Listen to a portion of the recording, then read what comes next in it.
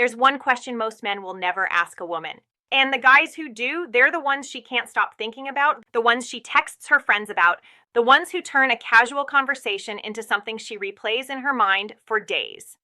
Today, I'm going to tell you exactly what that question is, why it works on a psychological level, and how to use it without sounding like you're reading from a script. But here's the thing, if you're still asking, how was your day, and wondering why she's not opening up emotionally or sexually, this might be the most important thing you watch all year. I'm Kendra Hayes, your trusted men's health advisor, and we're diving into the psychology of female desire. We're covering 3 psychological triggers that most men completely ignore. And by the end of this, you'll understand why curiosity creates more attraction than confidence ever could. The 3rd trigger, that's the one that separates guys she forgets from guys she can't get out of her head. Hit that subscribe button because what we're covering today isn't theory. It's based on real relationship psychology and communication research that actually works. All right, let's get into it. Most guys think attraction happens when they're impressive. They talk about their job, their accomplishments, what they've got going on. And look, there's nothing wrong with being successful. But here's what actually happens in a woman's mind when you spend the whole conversation talking about yourself. She zones out. Because attraction doesn't come from what you tell her about yourself. It comes from how you make her feel about herself when she's with you. And the fastest way to make a woman feel interesting, valued, and emotionally alive, ask her questions that actually matter. Not what do you do for work? Not where did you go to school? Those questions keep everything safe, logical, flat. They don't create any emotional spark. But when you ask a woman about her passions, about the moments that shaped her, about what makes her feel truly alive, you're doing something completely different. You're inviting her into a deeper space, a space where she can express herself, reflect, dream.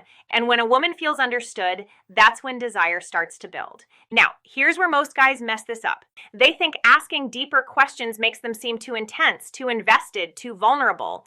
But emotional questions don't show neediness. They show depth. They prove you're not afraid of real connection. And honestly, that's what separates you from every other guy who's just trying to impress her. The second thing you need to understand is this. Women don't open their bodies where they can't open their hearts. I know that makes a lot of guys uncomfortable because we've been taught that attraction is about charm, bravado, maybe some physical touch. But real intimacy, it begins with emotional safety. Emotional safety doesn't mean you agree with everything she says. It doesn't mean you're soft or weak. It means she feels like she can be herself around you without being judged, pressured, or rushed. When a woman's nervous system calms down around you, when she trusts that you see her, not just her body, that's when her walls start to soften. You create that safety by listening without interrupting, by asking follow-up questions instead of redirecting everything back to yourself, by saying things like, "Tell me more about that," or "Why does that matter to you?" When you do this, she feels something rare. A man who doesn't consume her stories but actually holds them. A man who's not intimidated by her emotions but welcomes them. And that becomes desire. Now, the 3rd psychological trigger, and this is critical, is understanding the difference between need and desire. Need pushes women away. Desire pulls them in. When you enter a conversation needing her approval, needing validation, desperately waiting for her to laugh at your jokes or respond to your texts, she feels that. Women can sense when a man is trying to earn worth instead of embodying it.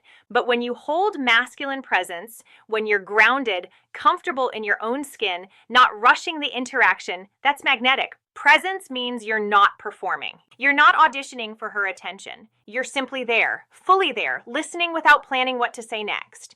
You let silence breathe. You don't panic when she tests you. You stay rooted in yourself even when she's emotional. And that's steadiness. That's what makes her feel safe enough to surrender into her feminine energy. Here's the thing. When you stop needing her approval, she starts desiring yours. When you're not in a hurry for her body, she naturally wants to move closer. Because the feminine opens when it feels chosen, not consumed. Now, I know what some of you are thinking.